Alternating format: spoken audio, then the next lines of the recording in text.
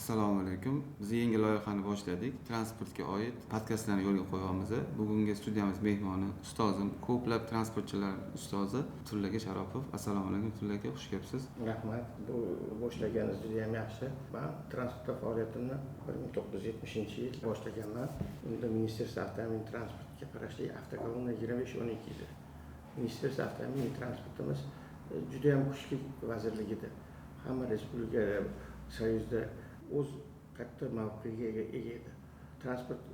Avtomobil transporti bu eng gibkiy transport. Eshikdan eshikgacha tashish uchun O'zbekistonda Uzmeshtrans degan korxona bor edi.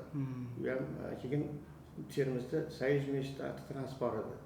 Bizda xalqaro yo'l tashishda Soyuzmeshtrans Rossiyadagi Soyuzmeshtrans filiali edi. U yerda asosan SSSRda chiqarilgan, Belarusda chiqarilgan, Minskda chiqarilgan Mazda 6422, 420 shu markali Mazda ishlatilardi. Keyinchalik Mercedes mashinalari olindi va Afg'oniston bilan ko'p международный перевозкаlar qilib olib borilardi. Sizlarga Afg'oniston deganingiz esimga tushib qoldi. Afg'onistonda ham mutaxassis shu yo'nalishda ishlagansiz. Afg'onistonda ham shu yo'nalishda ishlagan kuningiz hammasi transportga tegishli joyda mashg'ulotlar davomida o'sha yerda Avsotor degan korxona bor edi. Nechinchi yilda? Bu 88-89-yilda. Bizga endi biz o'zim irrigatsiya sohasida mutaxassis bo'lib ishlaganman, lekin asosiy ishim transport bo'lgani uchun ular bilan ham juda ko'p ishlar olib borardik. Avsotor Qobuldagi bazasi, keyin Hayratondagi bazasi juda ko'p borib, shular bilan ishlash, ular mutaxassislari bilan ishlashga to'g'ri kelardi. Ular ham juda ko'p keyingi paytda ular supermaslar olishdi, 64-22. Afg'oniston tog'li territoriya bo'lgani uchun ko'proq 3 mo'sli mashina ishlatilardi, 64-22. O'sha mashinalar ishlatilib, o'sha ancha nima qildi, rivojlandi. Bizda xalqaro yo'nalish bo'yicha mana bu butun dunyo o'nni ekonomik sharoitida avtotransport, savdo-sotiqni rivojlanish, shuning bo'yicha transportda ham katta rol o'ynaydi. O'sha komissiyalar bor, OONda komissiya bor, Yevropeyskiy Soyuzda komissiya bor, SNGda o'zi direksiya bor. Asosan xalqaro tashish bo'yicha 8-yilda qilingan KGDga sistemasi, MAP sistemasi va MDP sistemasi qilingan. Bular o'sha paytdan beri juda ham yaxshi ishlab kelyapti. Keyin bu xalqaro menejmentlar, marketinglarni o'rgatish uchun o'ziga akademiya ochilgan. Akademiya Misrda akademiyasi bo'lardi. Undan keyin mana O'zbekistonda ham o'shani Bilim Trans akademiyasi ochilib, bu ham shuncha yildan faoliyat yuritib hozirgi paytda xalqaro menejmentlarni tayyorlash, xalqaro xaridlarni tayyorlashi shu nimada olib borishadi. Bizani O'zbekistondagi nimalar juda ham obro'si O'rta Osiyo respublikasida obro'si yaxshi. Cho'pirlanami? Yo'q, nimalar tayyorlaydigan tashkilotlar. Bu transportda ham bir avtotransport bo'yicha, keyin ekspeditsiyani yuklantish. Bu yerda ham Fiat degan tashkilot bor. O'zbekistonda uning ham filiali ochilgan. Bizga kelgan har bir korxona, masalan, Koreysda kelishdi, oldiniga Kabul tekstil, Dev tekstil, Farg'ona tekstil. Bu yerda raqobat qila oladigan mesniy korxona bo'lmagani uchun o'rnatish oson bo'lgan. Raqobat qilish uchun bitta sertifikat olish uchun bizda $70,000 zavod qo'yish kerak. Avtotransportda mejlislarni o'zgartirishga $50,000 sertifikat olishga bitta. Bundan tashqari chet eldan biz bu mashina olib kelsak, 320%gacha tamojna pochta bor edi. 90-yillar. Shuning uchun bizlar shu 2007-2005-yilgacha butun ayniqsa Yužniy Koreya, undan keyin turistlik kompaniyalar uchun biza zalotoy dno O'zbekistonda eksport salohiyati juda ham kuchli. Katta nima qazilma boyliklarimiz bor. Met, sink, keyin paxta, ip, bu chet el kelgan korxonalar hammasi bizga o'zini nimasini ham o'zini ekspeditsiya kompaniyasini, o'zini butun transport strukturasini kirib kelishdi va bizga O'zbekistonda rivojlantirishga transportni, ekspeditsiyani yo'l berishmadi. Fiatda mana hozirgacha hamma ancha chet ellik kompaniyalar egalar, lekin bu yerdan boshlab bu narsa o'zgardi. Ancha ekspeditsiya bo'yicha mana bu O'zbekistonda bir yilda 594 million dollar pulli chet el ekspeditsiya kompaniyalari ochib ketdi. Bu hammasiga sabab birinchi galda bizda konvertatsiyasining yo'qligi payti edi. O'sha paytda konvertatsiyaning yo'qligi. Kelgan urushgan 50%ni обязательно sotishingiz kerak edi. Shu qonun tarafda o'rganilmagan, qonun tarafda bo'lmagan sababli bizda rivojlanmadi va bizda hammasini chet el kompaniyalari egallab olishdi. Bizda O'zbekistonda asosiy port paxta nimalarni chiqarish Bandar Abbos porti. Okeanga chiqadigan joyimiz yo'q. Okeanga chiqarish uchun Bandar Abbos yo'li bor, ikkinchi Poti, keyin Riga portlari. Riga portlariga hammasi железнодорогada borishga, temir yo'lda borishga nima qilingan. Bu yoqqa Bandar Abbos, Глубоководный port hisoblanadi, eng haligi kerakli bizga port hisoblanadi. Poti porti bularga avtotransportda faqat foydalanish. Chunki avtotransport Potiga borish uchun Turkmanistondan nimadan o'tish kerak? Paromdan o'tish kerak. Parom Kaspiy dengizida ancha riskovli parom. Chunki juda ko'p eski parom sayt to'xtada qolgan paromlarda parom hali ikki etajli parom, birinchi etajga poyezd kelib turardi. Poyezd kelib ikkita turardi, tepasiga mashina qo'yilardi. Lekin Kaspiy dengizi doim shamol nimalar bo'lib bir paldan oshib qolsa yura olmasdi. Mana hozir endi yangi современный nimalar chiqdi, paromlar chiqdi. Ror paromda Qozog'istondagi 3 ta port u ham ochilib, u ham ishlab ketdi va bu trassada hozir juda ham mashina ko'payib ketgan. Ochildi.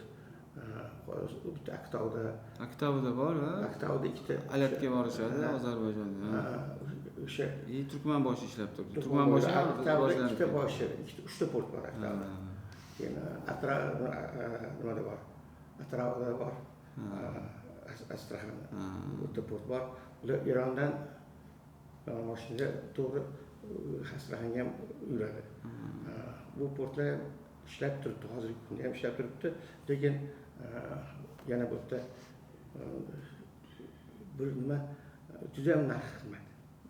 Narxlari portdagi paromlarning narxi qimmat. Rossiyani o'zi SNG davlatlar ichida eng katta davlat, eng transport bo'yicha katta davlat Belorussiya undan ham katta davlat. Bizda bu hozir soni bo'yicha aytyapsizmi, transport soni bo'yicha kattasi bo'yicha. Lekin Rossiya birinchi bo'lib bu sistemani buzdi. Bizani birinchi biz 8-yilda jahonda 102 mamlakatda qo'llanib kelayotgan MDP knishkalaridan yurishdan chiqib ketdi. O'z foydalanmayaptimi Rossiya tarkibida kirganda, territoriyaga kirganda ishlamaydi. O'ziga hali страховой nima qilishib garant olib o'tiradi. Yo'lda обязательно досмотр qilinadi. Yo'lda bir chiqishdan chegaraga keyin platon qilishdi. Ko'p ancha transportda soliq 10 yil bo'ldi shekilli platon kirganiga ham, 10 yil bo'ldi shekilli. Platon kirganiga 10 yil bo'ldi. Borgan sari oshib ketyapti, narxini ham bilyani oshiryapti. Endi yo'l masalalariga kelsak, yo'lda juda ham Rossiyada ancha yaxshi edi. Qozog'iston masaladagi yo'l juda ham hech talabga javob bermasdi. Lekin hozir Qozog'istonda ancha yo'l yaxshi bo'ldi. 2 milliarddan oshiq xalqaro bank tikib yo'lni yaxshilashdi. Hozir yana rekonstruksiya bo'lib, bu yo'l ancha yaxshi, faqat qishda pogodniy условияda demasa bu tabiiy nima, ob-havo yo'lda katta shamol, qor shunaqa bo'ladi. Uni baribir, lekin bu yo'l 24 soat 12 oy tinmaydi ishlayapti. Bu yo'l asosan bizdan o'tish kerak edi. Bizda shu nima qilib bino bizdan o'tib ancha bizda shu binoda kecha bo'lgan joyda yomon yo'lida qolgan yo'llarimiz bor edi. Shu yo'l bizdan o'tganda bizda ham O'zbekistonda tranzit koridor bo'ladimi? Tranzit koridor o'rnatilgan. Sizlarga qarang, tranzit bo'yicha alohida gaplashadigan joyimiz bor. U ham men og'riqli joyimda. Tranzit O'zbekiston bu tranzitda juda katta salohiyatga ega. Masal orqaroqga qaytmoqchi edim. Afg'onistondan qaytdingiz 90-yilda, adashmasam 96-yil o'zingizni ishingizni ochgansiz, garajingiz bor edi. Menga hozir o'sha kartina qiziq. Mana hozir telefonlar bor, rasm tashlaymiz, shoperlar, davay tez tashlaymiz deymiz, yoki klientlar so'raydi. U mahalda misol uchun internet yo'q edi. Men misol 2009-yil sizga ishga kelganimda ham unda dial-updan foydalanardi. Butun respublika dial-up edi. Narigi xonadan trubkani osib, o'chib qolardi, ketayotganlarida to'xtab qolardi. Ana o'sha mahalda sizlar qanaqa, nima deydi, og'zaki tilda aytganda vijivat degansizlar. Ya'ni ma'lumotni tez yetkazish, ma'lumotni olib, shoperdan oldingiz, yuk ortildi, o'tdi, agentingizga jo'natishingiz kerak Eronga. Mana shu narsalarni sizlar qanaqa uddalagansizlar? Juda ham haqiqatda вопрос qisqajeniya degan bizada nima bor, transportda qayerda ketayotgani, qayerda nima shofyorlar problemalari, yo'lda yuk problemalari, shuni doim klient egalariga yetkazib turishimiz kerak. U paytda yo'q paytida asosan telefon, teletype bo'lardi. Teletype faqat sirishda, lekin nima bo'yicha bo'lganda telegrammalar yo'q edi paytda. Teletype o'sha faksni bitta turimi? Misol men ham bilmayman teletype. Asosan faks. Asosan faks. Faksni jo'natardik. Faks bu 90-yillarda ham. Son semer invoicelarni faksga jo'natgansizlar, to'g'rimi? Faksga jo'natardik, faksda olardik. Faksda har telefonda nima qilib olardik ishlarda. Lekin u paytda ham bu sohada nimalar ko'p edi. Mutaxassislar ko'p edi, joylar ko'p edi.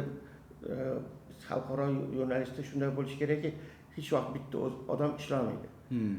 Bu o'zini firma obro'si bilan qo'shni davlatlarda, o'sha Eronda, Iroqda, o'sha yerda partnerlar topib, o'shalar bilan ishlar olib bormasa, bu narsani hal bo'lmaydigan narsa. Mana biz ham Turkmanistonda, Afg'onistonda, Rossiyada, Qozog'istonda har joyda agentda biz ularni mashinasi bo'lib kelganda yordam qilamiz. Germaniyadan kelishadi, hammasiga ular bizlarga borganda bizga yordam qilishadi. Faqat chestniy partnerство orqali ishlanadi. Bu qarang, keyingi savolimni o'zi Eron Bandar Abbos portiga o'zining transportda chiqqan sanoqli 2-3 ta kompaniya bor edi, birinchilardan chiqqan. O'shalardan bittasi siz bo'lgansiz, to'g'rimi? Birinchidan biz chiqqanmiz. Eronlik mashinalar bizga kelardi. Biz Eronlik park ochganman. Nega endi Pers park bo'lardi. O'zi shaharda ikkita park bo'lardi. Rahmatli Nizom aka nomi bilan bog'langan Nizom park bilan Pers park. Keyin Turklarda 5-6 ta park bo'lardi. Hozir ana gapingiz bo'ldi. Hozirgi kunda ham ikkita park yo'q ketdi. Hali Eronlik uchun bir tayinli park yo'q. Hozir qayerda joy bo'sh bo'lsa, o'sha yerda anaqa yuribdi shoperlar. Bitta uy emas. Bu masala davlatimiz qarashli, bu mutasaddi odamlarga juda ham o'ylab ko'radigan masala. Bu hozirgi kunda kuniga 29 mingdan 26 mingdan 29 mingta mashina ko'chada turishdi. Siz xalqqa yo'lni aylanib chiqing. Mana ipodromdan o'tgandan keyin ipodrom qo'yiluvda katta transport bo'lsa, ko'chada mashina shunchalik ko'payib turibdi, besvozniy. Bitta parklar yo'q. U joy yo'liga tushadi turibdi, ko'chada turibdi. Joy ajratilmayapti, bunga joy ajratilmayapti. Buni davlat tomonidan o'ylanib, buni nima qilish kerak? Buni hozir yaqinda tekshiruv bo'ldi. Shu to'g'risida butun GAI xodimlari hammasi ko'chada turgan mashinani sodab chiqishdi. Bir haftada har kuni 26 mingdan 29 minggacha mashina Toshkent atrofida xalqi yo'lda turishibdi. Besvozniy. Kechqurun organizovanniy park yo'q. sho'pirlarga dam oladigan joyi yo'q. Hozir logistika yo'q. Ayniqsa mahalliy perevozkalar logistika yo'q. Logistika markazlari yo'q. Bu ancha mana bu chet elga borsangiz, chet el mashinasi обязательно parkda turadi. Parkda turadi. Agar chiqib ketayotganda o'sha parkda turmagan kunida nima bo'lsa, haligi kvitantsiyasi bo'lmasa, 5 kun o'zi Estonda, masalan, Eronda bo'ldi, 5 kun qayerda turgan? 5 kun. Ko'chada turilsa, uni shtraf qilishadi.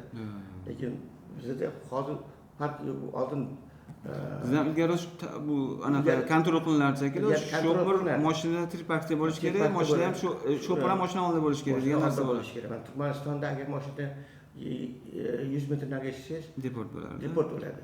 Hozir nima deydi, pitaklar paydo bo'lgan, lekin rasmiy tirparklar yo'q demoqchisiz. Pitaklarda turishdi, pitaklar ham hammasi eshikka sir vaziyatga kelib egasi keladida, o'zi gaplashib, o'zi nima qilib. Menimcha, men o'zi bir kuzatganimda anaqa bor. Bunga harakat bor. Keyinroq o'qiganman, hukumat qarorlarini kemping yaratilsin yo'lida. Lekin menimcha hali shu amalga oshmadi, chunki men ham trassada yuraman. Unaqa ko'rmaganman. Eski parklarda mana Buxoroda bor.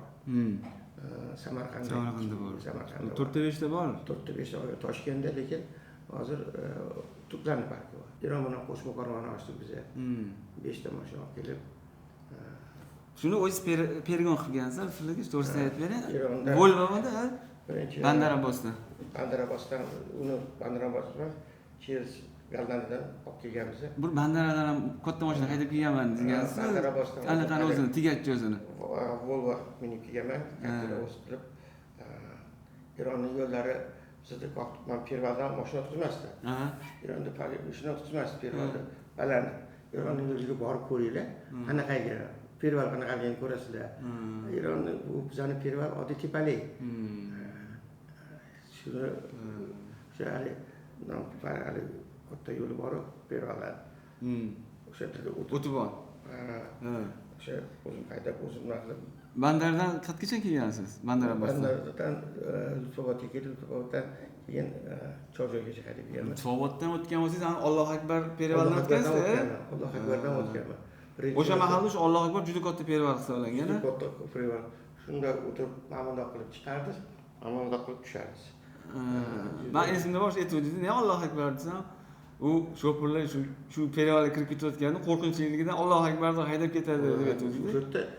O'sha paytda ограничение скорость 110 km edi. Katta mashinalarga. Katta mashinaga. Ilgari Toshkentdan Bandarobosga o'zbek mashinalari necha kunda borib kelardi? Lekin hozirdagi turib qolishda kam. Tez borib kelgan. U menimcha mashina ham kam bo'lgan, yuk ko'p bo'lgan, navadan ortiq chiqadi. Bandarobos orqali juda ham yuk ko'p bo'lgan. Bandarobos orqali bizdan ketadigan, yo'ldan ketadigan ko'p bo'lgan. Bu Eron embargoga tushib, Eronga boshlanishgandan keyin haligi sanksiyalar boshlangandan keyin bitta o'sha Koreyadan, Yaponiyadan, Indoneziyadan keladigan yuklar hammasi to'xtatadi. Kamaydi. Bular hammasi taqiqqa o'xshashdi. Keyin nimada Xitoyda o'z yo'lda olib kelishni boshlashdi. Xitoyda Shinjao portlari, hali Guanzhou portlari ishlab o'tdi. Poyezd prima chegaragacha, o'zigacha keladigan yo'lda kengaytirib yuborishdi, kuchaytirib yuborishdi. Bu yoqdan kelish ancha Bandarabosdan tortib, chunki birinchi masala Bandarabosdan kelish, bu Bandarabosga bo'lgan sanksiya. Ikkinchisi nima bo'ldi? Hozir Bandarabosdan yana o'tib bitta port qurilyapti. Chorbahormi? Chorbahor. O'zbekiston ham port qurilishiga juda katta ahamiyat berib, katta moliyalashtirilgan portni. Agar bu portni nima qilib qolsa, juda ham yaxshi bo'lardi.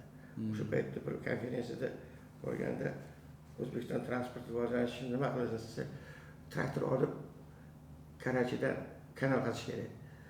O'zbekistonga o'sha rivojlanadi deyishgan.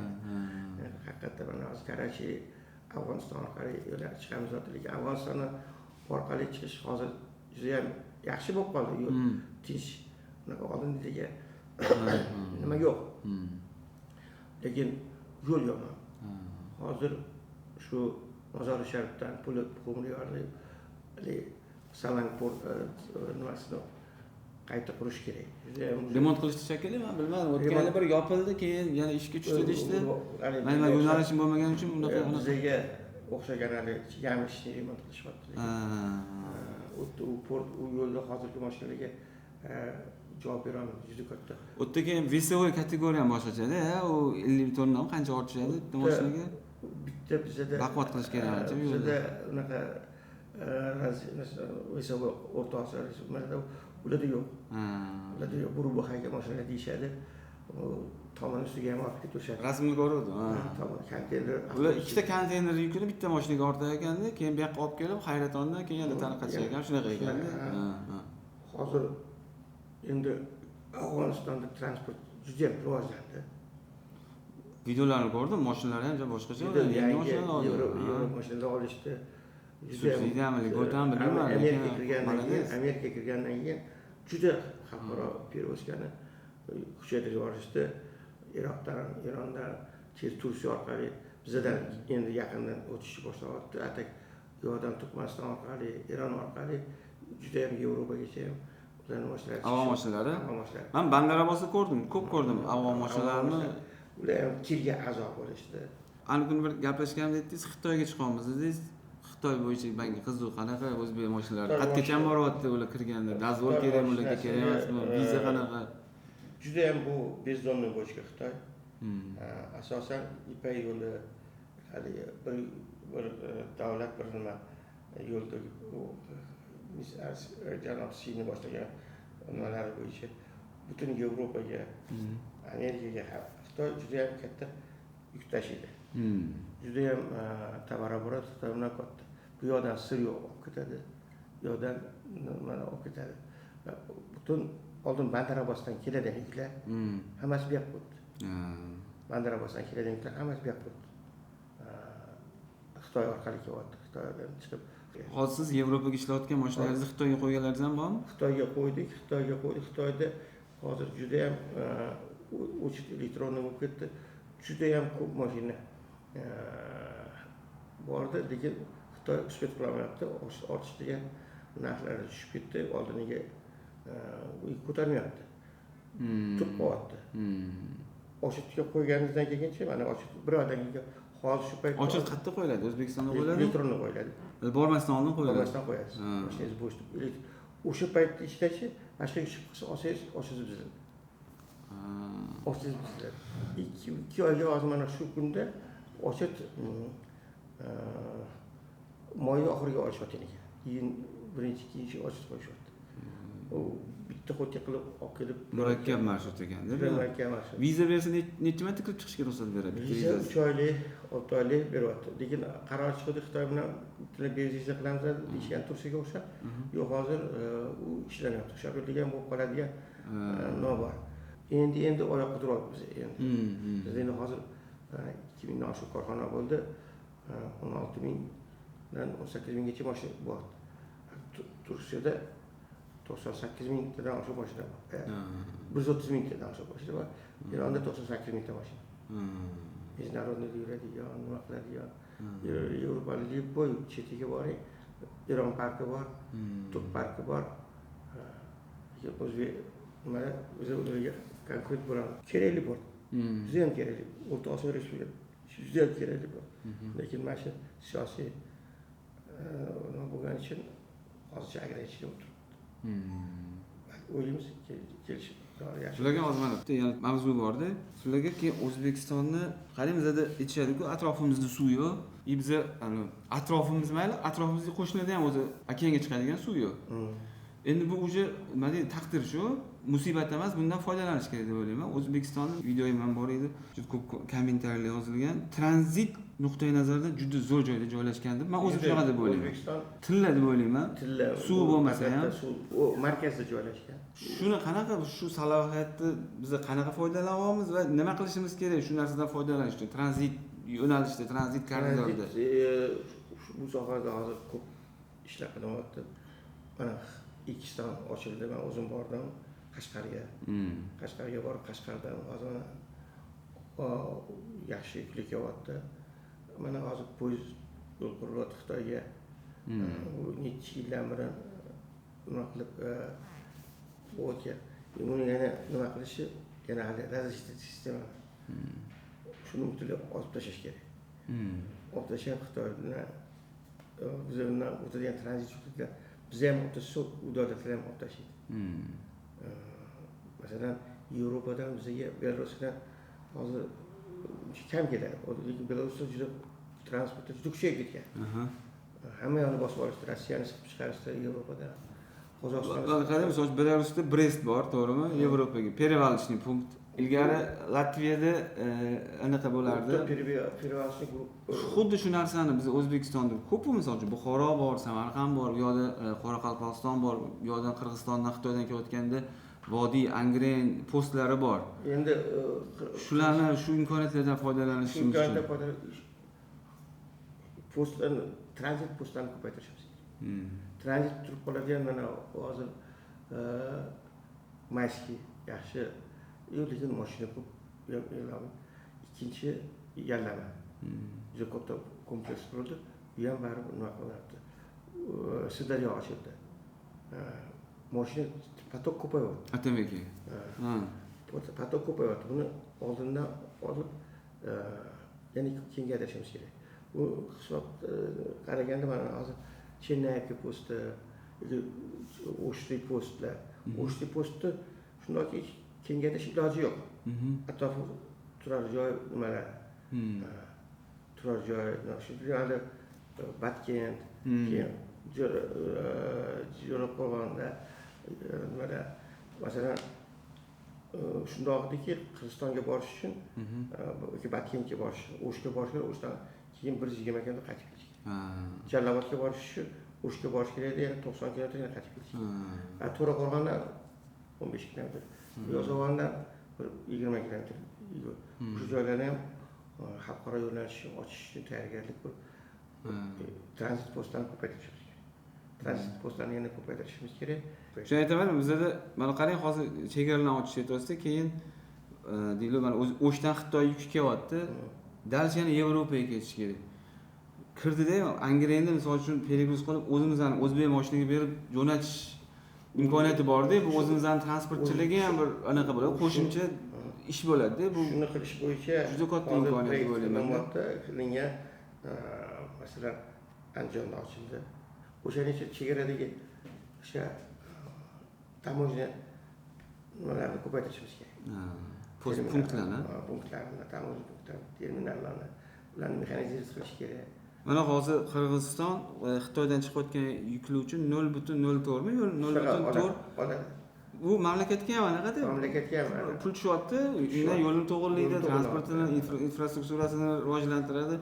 Yaxshi soha demoqchiman-da. Sizlarga qarang, hozir mana transportda gaplashdik, mashinani gaplashdik. Bu zvenoda, bu mana shu mavzuda eng og'riqli va juda muhim mavzu bor, bu shofer masalasi. Men misol uchun sizni transportchilar, ko'pchilik transportchilar ustoz deb bilaman.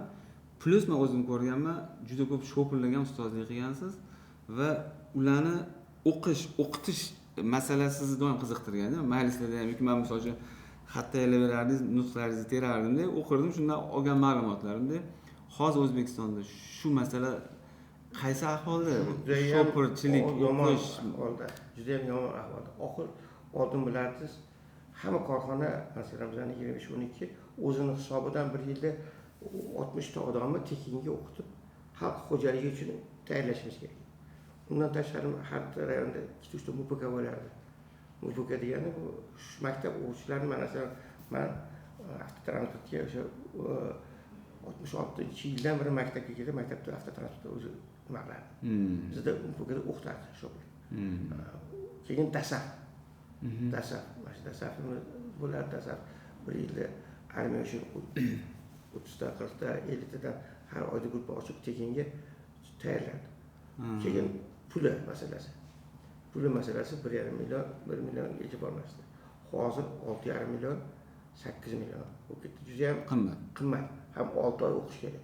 Qanaqa hozir o'zi bitta shofer, misol men shofer bo'lmoqchiman, kategoriya olishim uchun sizga ishga kirishim uchun nimalar qilishim kerak? Staj Hozir- masalasi, bu yerda mana puli, keyin topshiradigan imtihonlari bor. Shular to'g'risida ma'lumot judayam hozir masalan menda 68 ta shopir bo'lgan bo'lsa, 68 ta shopirimda atigi ikkitasi o'g'lini shopir qildi. Ikkitasi. Hammasini o'g'li bor, hammasini o'zi. Nega o'g'lingni olib ketdi? Yo'q, men o'zim to'ydim bu shopirlikdan. O'g'lim qiynalmasin bu shopirlikda. Birinchidan shopirlikka 18 yoshda oladi. 18 yoshdan odatda 18 yoshda biz oilalar o'ylantirish kerak bo'ladi. 18-20 da o'ylantirish. O'ylansinmi, o'ylanib tortsinmi? 6 oy shopirlikka o'qisinmi? 6 oy shopirlikka o'qidi, borib avtobusga keyin nima qilish kerak? Staj bo'lish kerak. Gruziyada 1 yil staj bo'lish kerak. Joyga borib 1 yil ishlab keyin yerga o'qiydi.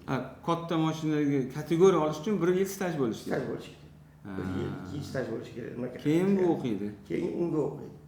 Keyin sertifikat olib, undan keyin shu 24-25 yoshda o'zi shofyor tayyor bo'ladi. Ungacha oila qismi. Qarang, zo'r mavzuni aytdingiz, lekin men ham o'zim kuzatganman. Yosh shopirlarcha, mana sizda ishlagan shopirlar, otasi, amakisi, dodasi, tog'asi shopir bo'lganlar. Ko'chadan men shopir bo'laman deb kelgan odam yo'q edi. Chunki bu ish haqiqatda juda qiyin ish, og'ir ish. Keyin o'sha yigit bizda ishlab turardi. Aytganingizdek, adasi bilan borib kelib turardi, keyin shopir bo'lardi, kategoriya olardi, chiqishni boshlardi, keyin o'ylanardi. O'ylangandan keyin bitta ikkita reys chiqardi, bo'ldi, keyin uyda notinchlik, uydagilar tushunmagan, 1 yilga yana yo'q bo'lib ketardi, 1 yildan keyin yana qaytib kelardi, sog'inardi. Aytmoqchimanki, shopirchilik birinchidan hamma ham qilib ketadigan ish emas. Buning uchun ham yaxshi ko'rish kerak bu narsani. Juda qiyin ish, murakkab ish. Buni tan olish kerak. Mana taksi bo'lib, taksi yuradigan shopirlar bu taksichilar. Lekin shopirlarning xo'jasi, ya'ni shopirlarning eng oliy tabaqasi yo'lda boshqaradi. Ularga masalan mana mijnarodda yurgan shopirga o'sha oyligini mana shunday beraman desa, yo o'sha sog'inadi. Yo'llarda. Men ko'rganman, misol uchun uyda o'tiradi, skoriyda ishlaydi yoki tashiydi-da, zerikib ketadi. Berayotgan oyligidan kamroq bersa ham ko'chaga chiqib ketadi, katta yo'lga chiqaman deydi. Men bu yerda zerikdim deydi. Zerikdi, o'sha davlat ko'radi, hamma yoqni ko'radi. O'ziga yarasha aytaman, shopirlarning xo'jasi, ya'ni oliy tabaqasi xalqaro shopirlar. Bitta mavzu shu yerda hozir sizlarga gapirdingiz.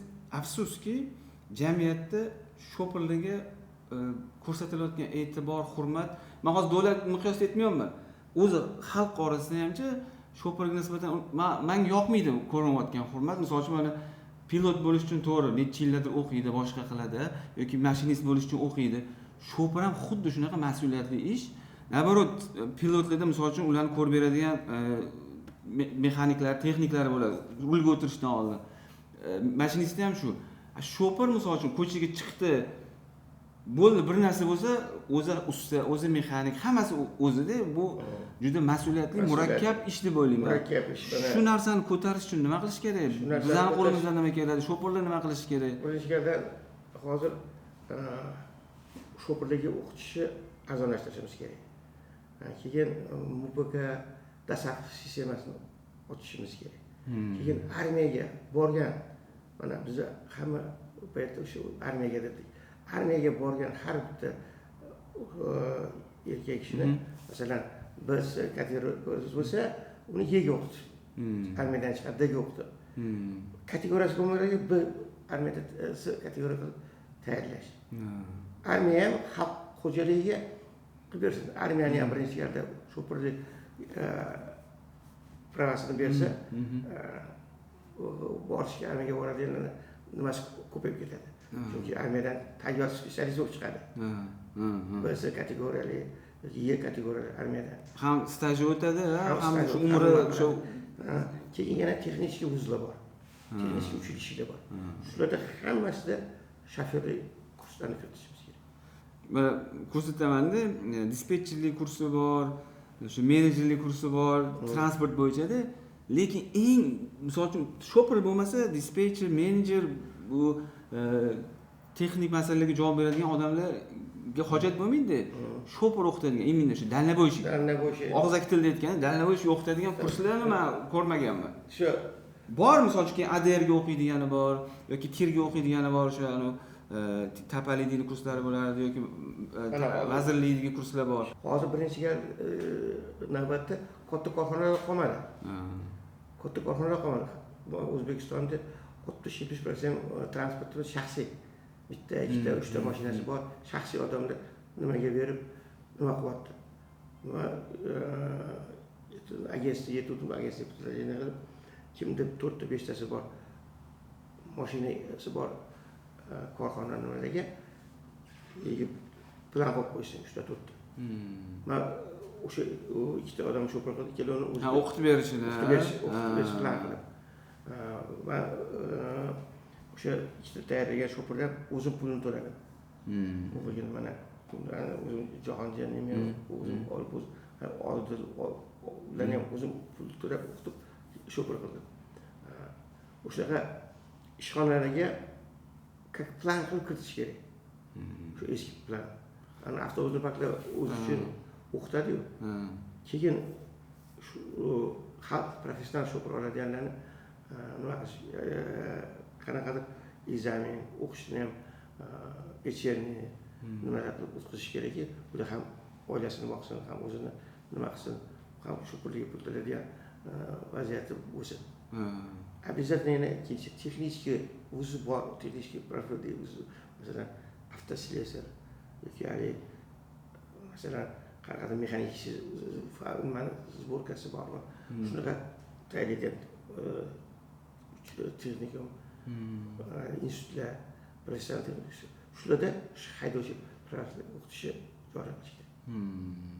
O'shada обязательно programmasiga kirgizib, davlat tomonidan pul ajratilib, shofyor tayyorlash. Bizning shoplarimiz hozir butun dunyoda. Bizning shoplarimiz hozir Amerika, Kanada, Yevropada hammasiga ketyapti. Endi bu birinchidan oplataga bog'liq. Bizda nimasiga qaraganda oplata hali nimasidan emas. Shuning uchun hozir juda katta ko'p shoplarimiz. Ko'pi Yevropada adashmasam. Yevropada, Amerikada. Amerikada juda ko'payib ketdi. Yevropada ko'payib ketdi. Rakavoy savol deb o'ylayman-da, bu mavzu, bu shopir yetishmasligi. Mashinani sotib olish mumkin. Yaxshi shopir, tarbiyalangan, o'qigan shopir tarbiyalash u qiyin. Shopir tayyorlash qiyin, juda ko'p. Hozir yaxshi mavzuni ko'tardingiz. Misol uchun aytdingiz-ku, ilgari dalnabo'ychilar obro'li bo'lardi deb. Hozirgi o'zi dalnabo'ychilarga nisbatan ham menimcha talablar oshgan. Chet tillarni bilish kerak. Bu zamonaviy texnologiyalardan xabardor bo'lish kerak. Ayniqsa kompyuter. Ayniqsa chetga chiqadi. Men bitta yigit bilan gaplashib qoldim bir joyda. Xat qolman, dokumentim qolman, Yevropaga ketmoqchiman dedi. Qaysi tilni bilasan? Rus tilini bilasanmi desam, yo'q deyapti-da. U yoqqa borib nima qiladi o'tda? Men nima qilasan desam, o'rganaman deydi. Hozir o'rganishni boshlash kerak. U borib o'tda qiynalasan. Birinchi o'zbekdan chiqishing bilan u yoqda qozoq tili bilmasang, rus tili bilan gaplashishing kerak. Problem bo'ladi desam, ha aka, men peshinada borib ketamiz dedi.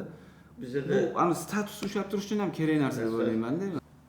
Hozir ko'p joyda ko'ramiz, rus tilini bilmaydi. Hatto o'zbekcha yozish ham bilmaydigan shopirlar bor. Shunda juda ko'p ko'rdim bunaqasini. O'sha ular litsenziya ham olmagan, o'sha shopirlar juda ham ko'p kategoriya olgan. Kategoriyasi ham tushyapti mizar. O международный bo'lishingiz yo'q, ketaverishadi. Yo'lda oldimga pul berib o'taman. Shuning uchun shopir tayyorlash bu juda ham muhim masala. Hamma ko'chadan kelgan odamni shopir qilib olmaymiz. Shopir oladigan bo'lsak, uni oldingi ishxonasidan hozir bizda gruppalar bor, oshgan agentliklar, qaysi shopiri qanaqa bo'lsa darrov shu gruppaga yozib cho'ni spesifik qo'ygan. Shunga qarab qilamiz. Oldingi ishxonasidan обязательно so'rab olmasak, rekomendatsiya, tavsiyanoma deydimi? Abdulla aka, transport, O'zbekiston transportini kelajagini qanaqa ko'rasiz? Qanaqa yangi marshrutlar paydo bo'ladi? Yangi nima deydi? Hozir mana ko'rmayotgan narsalarimiz nima bo'lishi mumkin? 10 yildan keyin, 20 yildan keyin nima kamayib ketadi, nima qo'shiladi? Ayniqsa birinchi galda kadr tayyorlash. Kadr tayyorlash shofyorlardan boshlash kerak. Ikkinchi galda transport menejerlari nima tayyorlaydi kafedralar ochish oldin bordi avtoda chunki avtotransport eshikdan eshikgacha poyezd olib keladi stansiyadan перевоз olib boriladi samolyot olib keladi nima qiladi avtotransport eshikdan eshikgacha перевоз bo'lmaydi nima bo'lmaydi keyin bitta avtotransport vositasi mejerlarning avtotransport 7 ishchi o'rin beradi biza borgan современный mashina olib kelyapmiz o'qitadigan joy yo'q lekin xalq shu talabga qarab o'sha kompyuterchilar bilan ko'payib ketyapti yaxshi chiqyapti apparatur ishlaydi buni o'qitadigan ularda joy yo'q hammasi samouchkada bo'lib nimalar bo'lib ko'paytiradi shu talab katta mashinalarga xizmat ko'rsatuvchi personalni ham o'qitadigan ta'lim markazlariga ehtiyojimiz bo'ladi. Bor hozir o'zida. Hozir o'zida bor. Masalan, privatkada borsangiz, Volvo Centerga borsangiz, Volvo Center o'qitadigan uchinchi center. DAF Centerga borsangiz, DAF Center o'zini mashinasini sotsa o'qitib. Zo'r ma'lumotlar oldim, Lutfulla aka. Kattakon rahmat vaqt ajratganingiz uchun bu ma'lumotlar transport olamida O'zbekistondagi transportda shug'ullanayotgan shu sohada faoliyat ko'rsatayotganlar uchun ham juda foydali bo'ladi deb o'ylayman. 70 yil dedingiz, men 55 yil hisobladimda, agar adashmagan bo'lsam. 70 yil. 55 yil bu katta qanaqa bitta sohada ishlab tajriba orttirish. Rahmat sizga kattakon. Ishlaringiz rivojini bersin. Kelganingiz uchun, vaqt ajratganingiz uchun rahmat. Agar tilaklaringiz bo'lsa yoki shu sohaga kirib kelayotgan transport sohasida ishlamoqchi bo'lganligi, sho'pirchilik qilmoqchi bo'lganligi, agar fikrlaringiz, maslahatlaringiz bo'ladigan bo'lsa, marhamat. Yoshlarga aytaman, keyin yoshlarga shofyorligi, haydovchiligiga kiravering. Bu kasb o'lmaydi. Kelajagi bor. Kelajagi bor. Mana shu Amerikaga borib hozir oyda 7000 oylik olishyapti. Biz ham shunga kelib ishimiz kerak. Bizning ham haydovchilar o'sha Amerika haydovchilariga o'xshab, Yevropa haydovchilariga o'xshab maosh olib ishlaydi. Amerikaga ketmaydi, Yevropaga ketmaydi, o'sha maoshga mashq ishlaydi xudo xohlasa. Rahmat Lutfulla aka. Kelganingiz uchun, vaqtingiz uchun sog' bo'ling. Rahmat. Mashinaga rohatini ko'ring. Rahmat Lutfulla aka. Shuncha obormas ishchilarni kim deb so'rashadi. O'zlari ishlagan yaxshi. Eronni hozir olib bormas. Eronni so'z yaxshi bo'lganda nima deysizmi? Eronni xohlasa tinchlik bo'lsa, bizga O'rta Osiyo respublikalariga bandar pasporti juda ham kerak. Karachi bar problem bo'ldi. Karachi Afg'onistonda, buni hozir Afg'oniston bilan Pokiston chegarasida yo'q. Ham o'tda Afg'oniston Karachida Levasaron yo'l ancha rivojlanmagan. Unga ancha ko'p vaqt ketadi. Eron orqali hamma narsa tayyor. Hamma narsa tayyor. Hamma narsa struktura bor. Ishlab turganda 60-70 yildan beri ishlayotgan portam juda ham katta yaxshi port. Yaxshi port. Bandar pasporti o'sha imom Charbahor porti.